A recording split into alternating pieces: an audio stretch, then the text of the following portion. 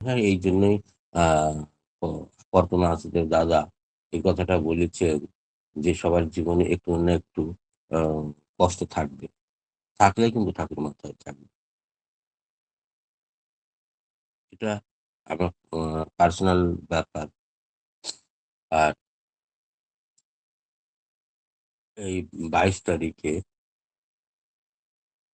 আমার বাবার ৪র্থ পুণ্যতিথি হয়েছে। সে দিনটা বা সে সময়টা গেল। আমার এই একটা সপ্তাহ ১৫-২০ দিনের ভিতরে অনেকটা ঝঞ্ঝাট আমার বা সমস্যাটা আমার কিন্তু জীবনে ঘটেছে। নিজের ৩ টা আঙ্গুল কেটেছে। আমি নিজে পড়ে গেছি, মা পড়ে গেছে, মার হাতটা ভেঙেছে। গত সপ্তাহে হয়তো বলেছিলাম যে, আ আমি এই ব্যবসা ডাক্তারি ব্যবসাটা এত বড় একটা বানিয়ে ব্যবসা হয়ে গেছে। বানিয়ে বলতে একটা এত দোকানদারি বা ব্যবসা হয়ে গেছে। যে যতটা টেনে নিতে পারে, পয়সা অর্জন করে নিতে পারে। বড়, বড় হসপিটাল খুলেছে। সেই হসপিটালে আ কর্মচারীদের ভালো রাখার জন্য কর্মচারীদের আ যেরকম সাফাই কর্মী আছে, স্টাফরা আছে, রিসেপশনরা আছে, নার্সরা আছে, ডক্টররা আছে, তাদের খরচা বের করার জন্য যেটা অপারেশনের কোনো প্রয়োজন নেই। সামান্য একটু ট্রিটমেন্ট দিলেই ভালো হয়ে যাবে। কিন্তু ডাক্তার বা ও স্টাফের নার্সরা এমনটা মোটিভেট করে যে সে মোটিভেশনাল চাপে এসে বা দায়ে এসে আমরা অপারেশন করতে বাধ্য হই। আর অপারেশনটা কি করছে? ওটিতে তো আপনাকে ঢুকতে দিচ্ছে না। আ কি করছে, ক কতটা করছে বা খালি একটা চিরা লাগিয়ে আ ছেড়ে দিচ্ছে বা কি করছে সেটা আপনি দেখতে পাচ্ছেন না। বিশাল একটা ২, ৪, ৳৫,০০,০০০ একটা বিল আপনাকে দিয়ে দিল। তেমনই একটা ঘটনা আমার সঙ্গে ঘটে যাওয়ার প্রস্তুত ছিল। কিন্তু পরম দয়াল সেখান থেকে আমাকে মুক্ত করেছে। আমার মাকে অপারেশন করতে অরিজিনাল অপারেশনটা করতে গেলে ২৫ থেকে ৩০ লাখ ২৫ থেকে ৳৩০,০০০ লাগবে। খালি অপারেশনের খরচা। আর ব্যাট-ফ্যাট ও মিলে ৳৫০,০০০ র কাছে যাওয়া কথা। সেখানে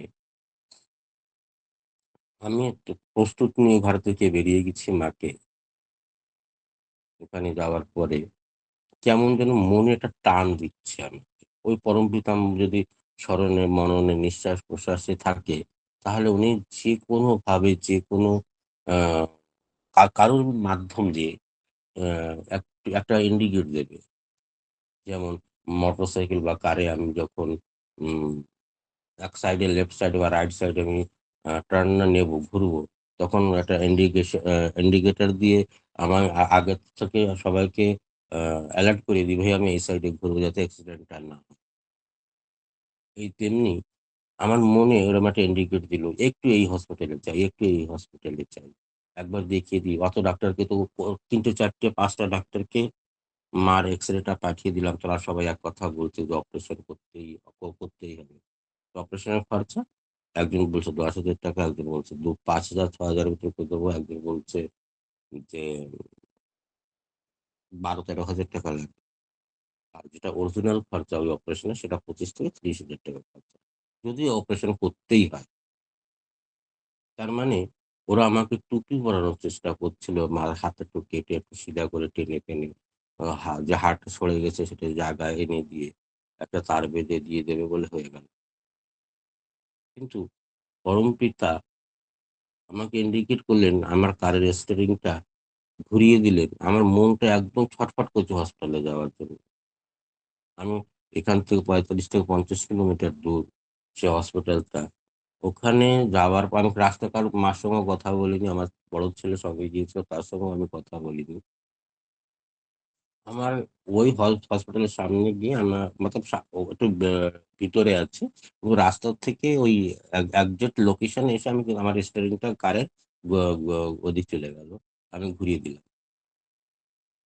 ওখানে গেলাম। ওখানে গিয়ে মাকে দেখানো হলো। মাকে দেখে এক্স-রে আবার করল। এক্স-রেটা করে দেখে এটাকে বলছে যে, "এই বয়সে এই হাতটা একটু স্লো থাকবে। একটু অল্প একটু হালকা-সা ব্যাকা হবে। অপারেশন করলেও ব্যাকা থাকবে আর না করলেও ব্যাকা থাকবে।" পুরোটা থাকবে। এই বয়সে 70 ক্রস হয়ে গেছে। এই বয়সে যদি করা হয় তাহলে তো ব্যথাটা দুপক্ষে থাকবে। পুরোটা সয়েলিংটা দুপক্ষে থাকবে। তাহলে কোনটা করতে তুমি রেডি আছো? তখন আমি বললাম, "মাকে জিজ্ঞাসা করো। মা যেটা করতে রাজি আমি সেটাই করতে রাজি।" মা বলছেন, "আমি অপারেশন করাবোই না। এই বয়সে আমি অপারেশন করে আমি ব্যথা জ্বালা আমি সহ্য করতে পারব না।" তো বলছে, "এখনো কিন্তু ১০-১৫ মিনিটের জন্য একটু বিশাল ব্যথা, অপারেশনের চেয়ে বেশি ব্যথা হবে। সেটা সহ্য করতে পারবে?" বললে, "হ্যাঁ, আমি পারব।" ওটিতে নিয়ে গেলেন, অপারেশন থিয়েটারে নিয়ে গেলেন। ওখানে নিয়ে টেনে-টুনে কিভাবে করে দিল। ২ দিন পরে আবার একটা এক্স-রে করতে বলেছে। আবার গিয়েছি সেখানে। সেখানে গিয়ে এক্স-রে করে দেখিয়ে দিল যে সবটা সেট হয়ে গেছে, সব ভালো আছে, কোনো অসুবিধে নেই। মাত্র ৳৩,০০০ য় ভালো হয়ে গেল। যেখানে ৩০ থেকে ৪০,০০০ ৳৫০,০০০ সামথিং যাবে। সেখানে ৳৩,০০০ মার হাতটা ফুলো-টুলো কমে গেছে। এখন এসে হাতে আঙ্গুল কটা ভালো করে নড়ছে। অসুবিধে কিছু নেই। ওই পরমপিতাকে ধরে থাকলে তারপর ন্যস্ত হলে তাকে বিশ্বাস করে তাকে সর্বস্ব দিলে উনি কিন্তু আপনাকে একটা ইন্ডিকেট দেবে। সেই ইন্ডিকেটটা কিন্তু আমাদের বোঝা বা ধরে দেওয়া ওটা কিন্তু বড় একটা ম্যাটার, বড় একটা কথা। আপনাকে সে নিজে হাতে ঠাকুর নিজে এসে আপনাকে হাতে কলমে ধরিয়ে শিখিয়ে দেবে না। উনি কারুর মাধ্যম দিয়ে কারুর পর্যায়ে গিয়ে বা নিজের মনের একটা ইন্ডিকেট দিয়ে ওটা কিন্তু আপনাদের বুঝিয়ে দেওয়ার চেষ্টা করছে। যে এইভাবে না এইভাবে করো, এটা করলে ভালো হয়। নিজের একটা মন আছে, একটা আত্মা আছে তো। সেই আত্মাটা যখন যে ফার্স্ট সিগন্যালটা দেবে ওইটাই কিন্তু ঠাকুরের সিগন্যাল। ওইটাই কিন্তু আমাদের জন্য পজিটিভ সিগন্যাল। তারপরে যে সিগন্যাল গুলো আসবে, যে ইন্ডিকেট গুলো আসবে, যে কথা, ভাবনা, চিন্তন, মননটা আসবে সেটা কিন্তু আ অ অব অভার্য থাকতে পারে বা নানা প্রকারে থাকতে পারে। কিন্তু ফার্স্ট যে ইন্ডিকেটটা আসবে, ফার্স্টে যে ১ম টা আসবে সেইটাই কিন্তু আত্মার বা পরমপিতার একটা ইন্ডিকেট থাকে। যেমন বললাম যে এই যে সপ্তাহটা গেল অনেকটা ঝড়-ঝঞ্ঝাট হলো। আমার বউকে নিয়ে আমি আ তার ২ দিন পর আবার একটা হসপিটালে গিয়ে আমরা আবার করিয়ে দেখলাম। সেটাও ভালো পজিটিভ ধীরে ধীরে এই সপ্তাহটা আমি একটা সংঘর্ষের ভিতরে একটা লড়াইয়ের মাধ্যমে এটা আমি কিন্তু কাটিয়েছি। কাটানোর পরে ঠাকুর সবটা যখন আমার বাবার কাজ ২২ তারিখে হলো পুণ্যতিথিটা, আজ ৩ দিন ৪ দিন হলো। আমার কিন্তু সবটা নরমালের ভিতরে ধীরে আবার চলে এসেছে। ওই যে সময়, ওই সময়টা কিন্তু আ বড় একটা আমার জন্য ক্রিটিক্যাল ছিল। সেই সময়টাকে কিছুটা আমি পেরিয়ে উঠেছি। মাত্র ওই একটা মানুষের জন্য যে মানব রূপে এসেছিল। বললাম না একটু আগে যে ঠাকুরকে যারা নিজের চোখে দেখেছে বা যে সময়টা কাটিয়েছে তারা খুব সৌভাগ্যবান। পুণ্যতিথিতে আমার বাবার পুণ্যতিথিতে আমি ঘরে কোনো প্রোগ্রাম করিনি। আমার এখান থেকে মন্দির ৩০ কিলোমিটার দূর। সেখানে আমি সবার সহযোগিতা নিয়ে, এখানে লোকের সবার সহযোগিতা নিয়ে আমি শুরু করলাম। আ ওখানে যে কন্ডিশন ছিল, মনের অবস্থা ভালো ছিল না। যে না, বাবার কাছে এবার ঘরে বসে একটা ছোট্ট মতো করে একটা পুজো পাঠ দিয়ে ২ টা আগরবাতি দিয়ে ২-৪ জনকে ভালো সভা করিয়ে দিই। পয়সাকড়ি টানাটানি ছিল না। কিন্তু তবু মনের শান্তিটা ছিল না যে কিভাবে করব। জানি না ঠাকুর কিভাবে করালেন। মনে আসলো, আবার প্রস্তুত নিলাম সে কাজটা ঠাকুর স্বরূপে সেটা ভালো করেছে। সৃষ্টভাবে সুন্দরভাবে আ সং শৃঙ্খলাবদ্ধ মধ্য থেকে সেটা করেছে। অনেকটাই লোক এসেছিল। বাবার কাজও ওখানে হয়েছে। অনেকটা নতুন জিনিসও আমার জীবনে ও ও ঠাকুরকে ধরে উপলব্ধি করতে পেরেছি। যে যতই ঝড়-ঝঞ্ঝাটটা আসুক, তার সেই মানুষটা যদি মাথায় থাকে, সব ঝড়-ঝঞ্ঝাট কিছু সময়ের জন্য জীবনে উথাল-পাথাল মেচিয়ে মাচিয়ে দেবে। জীবনটাকে একদম আ ঠাকুরকে মানতে বা যেন না মানা হয় সে তেমনি একটা পরিস্থিতি মনের ভিতর জেগেই যাবে। কিন্তু সেই সময়টাকে যদি নিজের মনটাকে যদি একটু স্থির রাখতে পারেন বা ঠাকুরকে না ছাড়েন, দেখবেন সেখান থেকে না কোটি পাওয়া আপনি কিন্তু সেই সমস্যা থেকে কিন্তু বেরিয়ে যাচ্ছেন। নিজের বুদ্ধির আ প্রেক্ষাপটে হোক বা কারো সহযোগিতার জন্য সেখান থেকে কিন্তু আপনি কোটি, কোটি পাও দেখবেন আপনারা বেরিয়ে যাচ্ছেন। এটা কিন্তু একটা আ খুবই আ বিশ্বাসের জায়গা। এই জায়গাটাকে যার বিশ্বাস যেমন ঠাকুরকে সে তেমনি রূপে কিন্তু গ্রহণ করে। যার বিশ্বাস যত পাতলা ঠাকুর তার জন্য তার তো একটা ফটকের রূপে আছে মন্দিরে। আর যার বিশ্বাস যত গাঢ় তার জীবনে কিন্তু ঠাকুর ততটা জীবন্ত আছে। এজন্য যার বিশ্বাসটাকে একদম পাকা করে তুলবেন। যেমন আমার মনিলাল দা আছেন, ডাক্তার রায়চরণ দা আছেন। এই যে কিছুটা লোক আছেন, তাদের কিন্তু বিশ্বাসটা একদম আ পুক্ত। তার মধ্যে কোনো ভেজাল নেই। তার মধ্যে কোনো কিছুটা মিলনও নেই। তার মানে তারা ঠাকুরকে কতটা ভালোবাসে, কতটা ঠাকুরের কথাটা অমান্য করেন না, মান্যতার ভিতরে জীবনটাকে কাটিয়েছে। এখনই তো আমরা একটা পাকা ডাব বা ফল পেয়েছি। খালি আমাদের সেটা একটু পরিষ্কার করে ছালটা ফেলে খেতে হবে। সেই সময় ঠাকুরের সঙ্গে যারা ছিলেন, এই দাদারা ছিলেন, তারা ঠাকুরকে কত কষ্ট করতে দেখেছে। ছোট একটা চারা থেকে গাছটা বড় হয়েছে, বড় হওয়ার পরে আরেকটু বড় হলো। মানুষের কুস্মৃতি থেকে ঠাকুর পরে লাগিয়েছে। ঠাকুরের কুস্মৃতিটা সমাজে ছড়িয়েছে। তাও কিন্তু তারা কিন্তু ঠাকুরকে ছাড়েননি। আজ আমরা ঠাকুরকে একটু মানা শিখেছি, একটু ভালোবাসতে শিখেছি। তার কারণ এই যে প্যান্ডেমিক যে সময়টা এলো, করোনা কাল যেটা এলো, ওই করোনা কালের থেকে ঠাকুরকে আমরা কিন্তু সবাই এটা আপনারা মানতে বাধ্য হবেন। তখন কিন্তু আমরা ঠাকুরকে অনলাইন সৎসঙ্গটা শুরু হলেন। আর আমরা কিন্তু ঠাকুরকে আরো বুঝতে, আরো ভালোবাসতে, তার জীবনীটাকে জানতে, যে তো উনি জীবনে কত কষ্ট করেছেন, কতটা গ্রন্থ লিখে গেছেন, কতটা গ্রন্থের ভিতরে আমাদের জন্য প্রত্যেকটা আমার জন্য লিখেছে। কিন্তু প্রত্যেকটার গ্রন্থের ভিতরে একটা পর্যা আছে, সেটা পর্যাটা কিন্তু প্রত্যেকের জন্য প্রত্যেকটার জন্য ভিন্ন আছে। তার জীবনের ওই গ্রন্থটা পড়লে ওর জীবনের সঙ্গে মিলে যাচ্ছে, তখন কিন্তু ওর জীবনটা পরিবর্তন করার জন্য নিজেই তৈরি হয়ে যাচ্ছে। এই যে একটা আমাদের কাছে একটা বিশাল প্রাপ্তি। এই বিশাল প্রাপ্তিটা যখন নিজে হাতে পেয়েছি, নিজে ধরেছি, নিজের কারণ সৌভাগ্য পেয়েছি, সু সু সেটাকে সেভাবে বহন করে যদি চলা যায়, জীবনে পিছে মুড়ে আর তাকে দেখতে হবে না।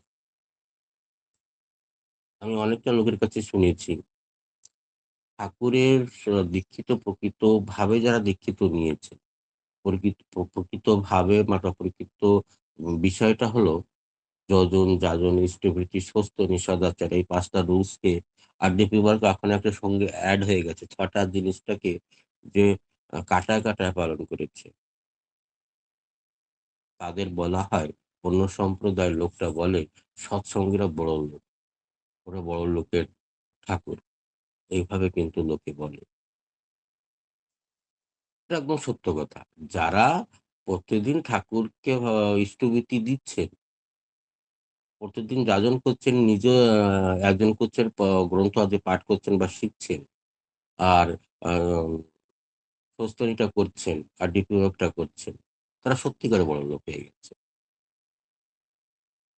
কারণ ঠাকুরের যে ফিলোসফি যে সৎসঙ্গের যে ৫ টা পিলার থেকে ৮ টা পিলার যে যুক্ত হলো যে ডিপি ওয়ার্ক। এই যে ডিপি ওয়ার্ককে এই ৬ টা জিনিস যে মেনে চলেছে তার জীবনে কোনদিন আ আর্থিক থেকে ছোট হবে না, মনের দিক থেকে ছোট হবে না, শারীরিক রূপে ছোট হবে না, তার চিন্তনটা কখনো ছোট হবে না। তার চিন্তন মনন, মনের থেকে সেও আ কোটিপতি সে হয়ে দাঁড়িয়েছে। মানুষ এইজন্য বলে সৎসঙ্গীরা বড়লোক। তাদের চলন, তাদের বলন, তাদের চিন্তন, মনন সেটা কিন্তু সামান্য মানুষের চেয়ে কিন্তু আ আলাগ আছে। তাদের চেয়ে ঊর্ধ্বে আছে, তাদের চেয়ে উঁচুয়ে আছে। তাদের চলন-বলন, হাঁটা-চলা দেখে তারা বলে যে, অন্য সম্প্রদায়ের ওইটা হলো সৎসঙ্গ, ওটা ঠাকুরের পয়সা দিয়ে খালাখালি হয় সকালবেলা উঠে, তারপরেও কিন্তু এরা ভালো আছে। তাদের মানতে এখনো বাধ্য হয়েছে। যেমন স্টার্ট হয়েছে, পুরো জগৎটা কিন্তু ঠাকুরের পায়ে আসতেই হবে। যেমন একটা প্রবাহ চলেছিল কিছুদিন আগে। শ্রী, শ্রী ঠাকুর আ কৃষ্ণ ঠাকুরের। আজও চলছে। কিন্তু তার প্রভাবটা আমাদের এখানে এই সাইডে একটু কম হয়ে গেছে। এখনে আ মোবাইলটা খুললে দেখবেন যে WhatsApp এ হোক, Facebook এ হোক, Instagram এ হোক, যেটাই খুলবেন, রিলস এ হোক, যেটাই খুলবেন, ঠাকুরের কিছু না কিছু আছে। কেউ না কেউ দাদা দয়া করে, করুণা করে ঠাকুরের একটা রিলস করেছে, ঠাকুরের একটা ভিডিও করেছে, ঠাকুরের ব্যাপারে দিচ্ছে। অর্থাৎ আমাদের ঠাকুরের আর যে সেই কষ্টের দিনটা সরে গেছে। মনের সবার হাতে যখন মোবাইল আছে অর্থাৎ তারা শ্রী, শ্রী ঠাকুর অনুকূল চন্দ্রকে চিনতে শুরু করেছে। এটা আমাদের জন্য একটা আনন্দের খবর। এইজন্য আমাদের জন্য তো আনন্দ। তো যারা অদীক্ষিত তারাও কিন্তু ঠাকুরকে বুঝছে। কিন্তু আমরা যারা দীক্ষিত নিয়ে ঠাকুরের কাজটা করছি না, এই বিষয়ে কিন্তু আমরা অনেকটা পিছিয়ে আছি। ঠাকুরের কাজটা কি কাজ? নিজেরই সবটা ঘরে বসে করতে হবে। খালি ডিপি ওয়ার্কটা বাইরে গিয়ে করতে হবে। বাকি তো সবটা ঘরে বসে কাজ করতে হবে। সেটাও করতে আমাদের হাত পাও কাজ করছে না, আমাদের দিমাগটা কাজ করছে না, আমার মনটা চাচ্ছে না। খালি একটাই কাজ ঠাকুর দিয়েছে ডিপি ওয়ার্কে সেটা ঘরে মানুষের ঘরে গিয়ে করা। বাকি সবটা কাজ তো নিজের ঘরে বসে, ঠাকুরের সামনে বসে, নিজের ঘরে বসে করতে হয়। সে কাজটা আমরা করতে পারছি না। আমি এখনো বলি যে তাকে যখন ধরেছেন, সত্যিকারে পূর্বে জন্মের কোনো স্বীকৃতি ছাড়া এই জীবনে ঠাকুরের নামটা সৎ নামটা আমি পাইনি। যখন পেয়েছি এটা আমার দায়িত্বপূর্ণ নিয়ে চলা উচিত। যে তাকে সর্বস্ব রাখা, আরো নামটাকে ছড়িয়ে দেওয়া। আরো তো একটা মানুষের বন্ধুত্বের ভিতরে ওই আকুতি, ওই টানটা, ওই প্রীতিটা ওই ঠাকুরটাকে ঢুকিয়ে দেওয়া। এটাই কিন্তু আমার জীবনে ১ম কাজ। যখন মার গর্ভে ছিলাম তখন ওই অন্ধকারে কুঠির ভিতরে কত কান্না করেছি, "ঠাকুর এই অন্ধকার থেকে আমাকে বের করো।" যখন আমি ভূমিষ্ঠ হলাম, তখন কিন্তু ওই ঠাকুরের যে ৯ টা মাস ঠাকুরের মার পেটের ভিতরে অন্ধকারে কুঠির ভিতরে থেকে প্রত্যেকটা দিন ঠাকুরের কাছে প্রার্থনা করেছি যে, "তোমার নাম জ্ঞান তোমার যজন যাজন আমি বাইরে গিয়ে খুব করব।" আমরা কিন্তু এই মায়ার জালে পড়ে সেটা কিন্তু ভুলে গেছি। যখন অ্যান্ড্রয়েড মোবাইলটা সেটা আমাদের আবার মনে করে দিয়েছে। খুললেই যখন ঠাকুরের একটা কাহানি, ঠাকুরের একটা বাণী, ঠাকুরের একটা রিলস দেখতে পাচ্ছি, ওটা কিন্তু আমাদের মনে ধাক্কা দিচ্ছে কি আমি সত্যিকারই এইজন্য আ মার গর্ভে জন্ম নিয়েছি।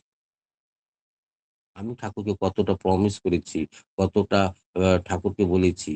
সেটা কি আমি যখন স্বাবলম্ব হলাম, যখন নিজের পায়ে দাঁড়িয়ে গেলাম, আর ২ টো পয়সা অর্জন করতে শিখলাম, তারপরে কি আমি ঠাকুরকে টানছি? ঠাকুরকে আমি সেভাবে ভালোবাসছি? আমি ঠাকুরকে নিয়ে সেইভাবে চলছি? এটি নিজেকে নিজে আ এনালাইসিস করা দরকার। যখন আয়নার সামনে আমি দাঁড়িয়ে আমার শরীরটা কেমন দেখা যাচ্ছে, আমার পোশাকটা কেমন দেখা যাচ্ছে সেটা দেখতে পাচ্ছি। ওই আয়নার ভিতরে আরেকবার গিয়ে দাঁড়িয়ে আবার একবার দেখবেন সত্যিকারে কি আমি ঠাকুরকে ভালোবাসতে পেরেছি বা আমি শুরু করেছি? যদি আপনার মন বলে হ্যাঁ, আমি ঠাকুরের সত্যিকারে কাজ করার জন্য আমি তৈরি হয়ে গেছি, তখন কিন্তু ঠাকুর আপনার সহায়। নিজেকে তার ওনার কাজ করার জন্য প্রস্তুত করুন, তৈরি করুন। নিজের মনটাকে তৈরি করুন। দেখবেন আপনার সকল দিক থেকে আপনার কারো না কারোর মাধ্যম থেকে যেভাবে হোক আপনাকে সহযোগিতা করে আপনি যদি কোনো পরেশানি, কোনো ফ্যাসাদে পড়েন সেখান থেকে সে লোকটা এসে ঠাকুর আসবে না, ঠাকুর এমন একটা বুদ্ধি বা এমন একটা লোক পাঠিয়ে দেবে, তার সাহারা, তার সহযোগিতা আপনি কিন্তু সেখান থেকে বেরিয়ে গেছেন। জীবনে অনেকটাই ঠাকুরকে নিয়ে বললে থাকলে অনেকটা ঝামেলা এমনি কেটে যায়। অনেকটা আসবে। আমি যেটা ভুল কাজ করছি তার ভিতরে আমার মনটা কিন্তু এদিক ওদিক হবেই। মনটা কিন্তু আ আজকাল যে কলিযুগে যেটা চলছে যে ইনস্ট্যান্টলি বা কম সময়ের মধ্যে মানুষ সফলতা পেতে চাচ্ছে,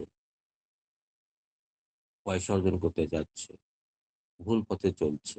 এটা আসবেই আসবে। জয় গুরু, তার জয় থেকে গুরু, জয় গুরু। তার তার থেকে নিজেকে কিভাবে সেখান থেকে বের করে আ ঠাকুরের পথে চলতে হবে সেটা নিজের পর্যায়ে গিয়ে কিন্তু আপনারা দেখবেন। আর ঠাকুর কখনো দূরই জয় হবে না। গুরু, জয়। জয় গুরু। জয় গুরু, জয়।